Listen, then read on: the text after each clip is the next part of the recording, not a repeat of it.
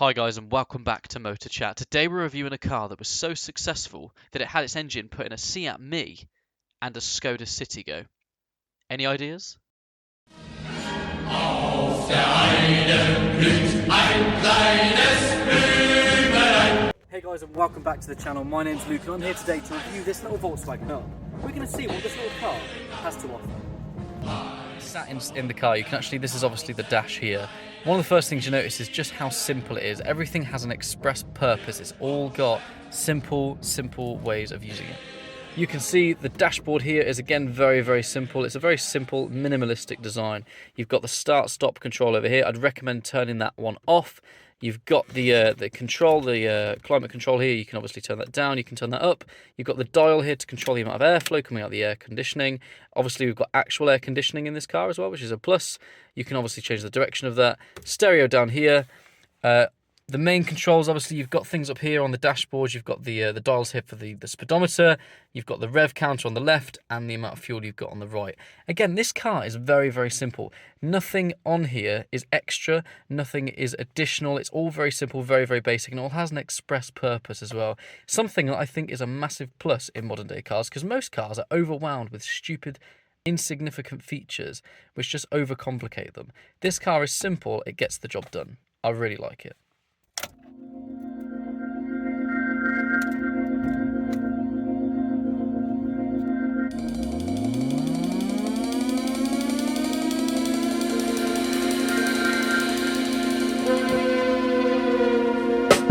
So now that we're actually inside the Up, there's actually a lot of nice things to tell you, really. I mean, it's quite quick, it's quite nippy, it gets around corners quite quickly. It's also quite quiet in here, really. I'm saying it's quite a small car. You know, there's not a lot of cabin noise. There's not a lot of, you know, tyres on tarmac that I need to speak over. And that's very good, actually, considering how small the car is. Also, the build quality actually feels quite good. I mean, you look at Volkswagen and you think, you know, it's German, so it's going to be good build quality, it's going to be well built, it's going to be a quality item. And to be fair with you, that's what it feels like to drive. It's a nippy little car and it feels like it's quite well built. Oh, there's another Up here, actually, a red one. It's very smooth. It's the gear changes are nice and smooth. You know, it feels like it's premium. It does feel quite premium, and it's a lot newer than the Nissan Micra that I reviewed the other day. To be honest with you, I've got no real complaints out of the box. It does, however, have a start-stop engine, which I'm not a massive fan of. So start-stop engines, for those of you who don't know how they work, what they are is it's an automatic engine that when you stop for a few seconds, it will switch off. And the idea is it actually saves fuel, but it increases wear and tear on your engine. You know, any petrol head out there will tell you that they're actually a bad thing, because it increases that wear and tear and it increases the load. And actually, it has very much the same effect as turning on and off a light bulb. You know, it will use more energy to turn it on than it will just to keep it running. And the same is true for the engine as well. You'll actually find that actually quite a lot of fuel is used to start up the engine rather than just keep it running. But it is what it is, and it's red tape, and it's something that I'd actually think is quite a pain, really.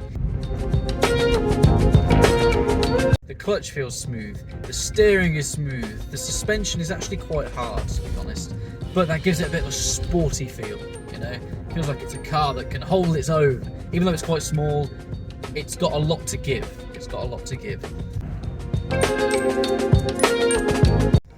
Visibility. You know, this car is a small car. It's going to be a car that you're going to buy if you're a first-time buyer. And that is perfect in terms of visibility. There's literally so much glass around, there's so much visibility that you are going to be absolutely fine on the roads. You know, I can literally see straight through my back window. It's huge, the windscreen's huge, the side windows are huge. Obviously this is a 3-door, so it's got bigger doors than the 5-door, but it's just got huge windows. It's brilliant for visibility, absolutely brilliant. One thing I'm not a fan of is the indicator noise.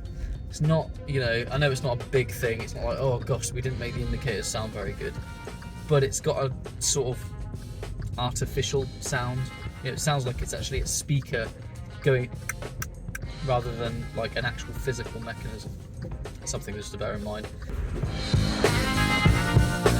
terms of speed, I'm about to go down a little country lane so I can let you know just how well the little up exclamation mark goes down this road. I actually am really pleased with this car, and I'm currently using this, for anyone who doesn't know, as a rental car because I went off-roading in my little Panda 4x4 and I've had a bit of an accident, to be honest.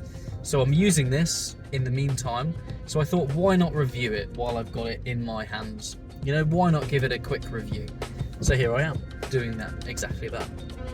So anyway, here we go. So I'm going down the country roads. I'm currently doing 34, which is a little bit naughty. I'm going to put my foot down. This is a 50 road up here, so we're going to see how quickly it can get to 50. Foot is down now. 37, 39, 45, 46, 50. There you go. We're up to 50 miles an hour. That was quick. You know, that was fast. It's a car, for saying, you know, it's quite a small little nippy car, it really does pull itself, you know, it really does have some shift to it. It really can hold its own. Okay, so in terms of actual horsepower, this car has got 113 brake horsepower. That's quite a lot, considering it only weighs 980 kilograms, just under a ton. It also is a 3-cylinder engine. It's not a 4-cylinder. Obviously, I've got the petrol version here. A 3-cylinder petrol engine producing 113 brake horsepower. That's pretty good. It gets you up to speed very, very, very, very quickly, as you've seen. You know, it's got a 0 to 60 of 15.6 seconds, which isn't fast at all, but it's fast for a little city car.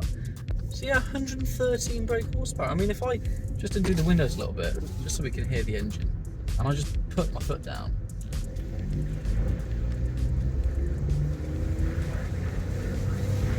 You know, you can hear that. It sounds powerful. Not that sound is an indication of power, but it is definitely a contribution. It's impressive. It's very impressive. It's a good little number from Volkswagen, this one.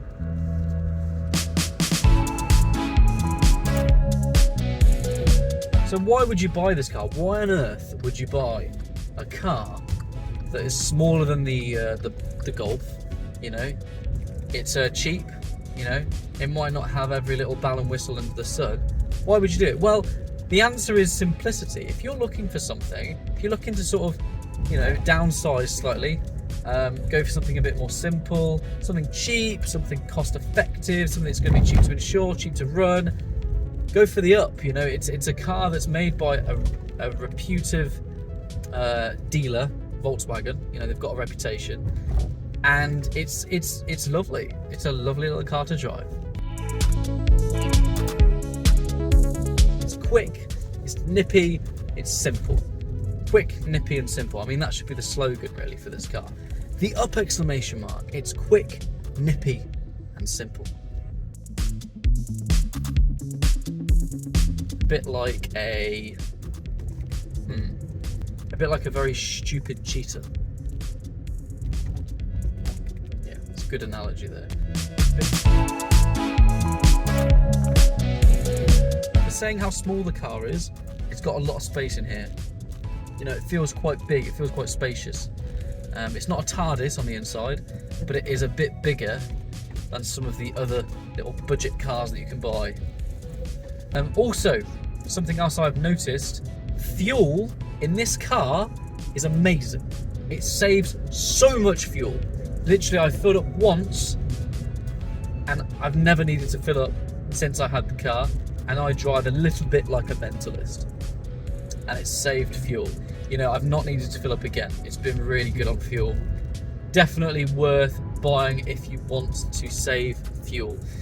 Also, obviously, there's hybrid cars out there and electric cars these days, but I'm not a massive fan of electric cars.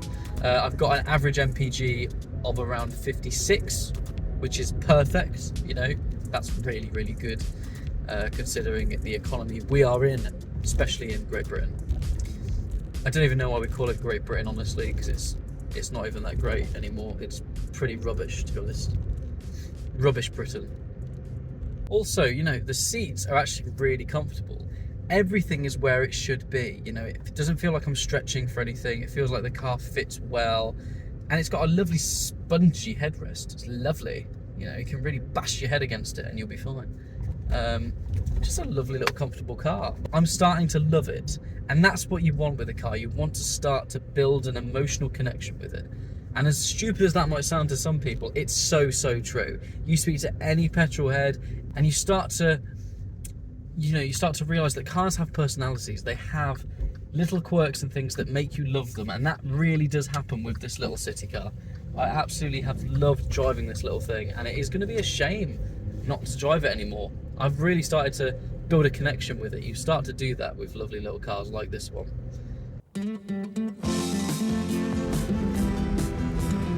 It's also worth mentioning that this car is the 3-door. So obviously there's a 5-door variant. You know, if you have children, or if you have, you know, people you're going to pick up often, even if you take friends out, you might want to opt for the 5-door. These doors are huge and they're really heavy as well. Obviously it's a 3-door car, so it's got bigger doors. So you might want to go for the 5-door if you're going to be using it often, if you're going to be putting people in the back. This little Up is an amazing little car. Despite it being such a little city car and quite cheap, really, it feels like it's been made with quality in mind. And that's a really important thing, especially with such a cheap budget car. It has to feel premium, otherwise it's not going to sell. And this car really does that. I have got one more big complaint actually about the Up though, and that is the fact that the wind wipers are really loud. I mean, if I turn them on now, just listen how loud they are. It's ridiculous. That is, I don't even know how many decibels, but after a while that's going to start to deafen you, to be honest. So there you have it.